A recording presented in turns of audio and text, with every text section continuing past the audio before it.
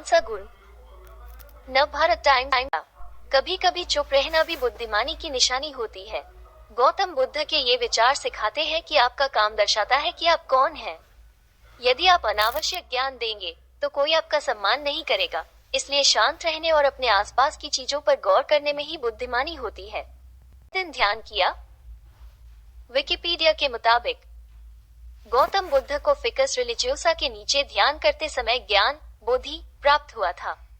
बौद्ध ग्रंथों के अनुसार बुद्ध ने इस पेड़ के नीचे 7 सप्ताह 49 दिन तक अपने स्थान से हिले बिना ध्यान किया था।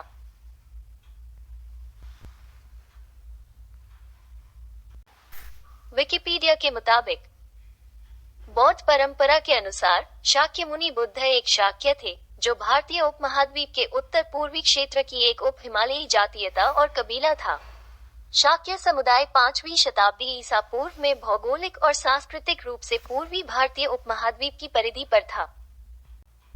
विकिपीडिया के मुताबिक हालांकि बौद्ध धर्म विशेष रूप से मौलिक हिंदू सिद्धांतों जैसे आत्मा, पर्याप्त स्व या आत्मा, ब्राह्मण, हर चीज का एक सार्वभौमिक शाश्वत स्रोत और एक निर्माता भगवान ईश्वर के अस्तित्व को खारिज करता है। किस वृक्ष से मिला था?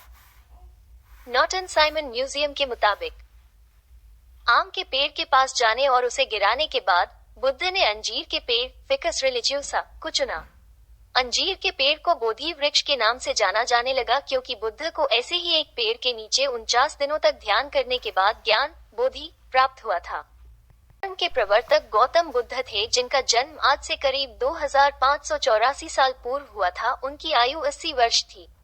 अतः निर्विवाद रूप से कह सकते हैं कि बौद्ध धर्म करीब 2500 वर्ष पुराना है। का क्या हुआ?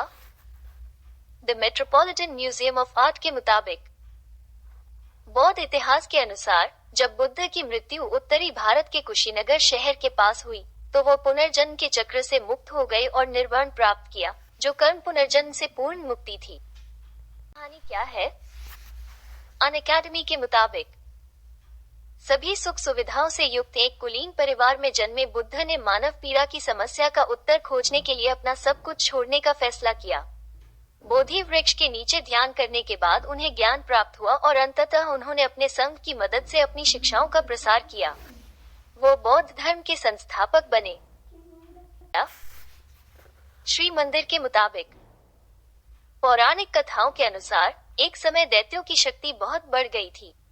उन्होंने देवताओं के निवास स्वर्ग पर कब्जा कर लिया था। देवता दैत्यों के सामने कमजोर पड़ने लगे, तब भगवान विष्णु जी ने देवताओं के हित के लिए भगवान बुद्ध का रूप धारण किया था।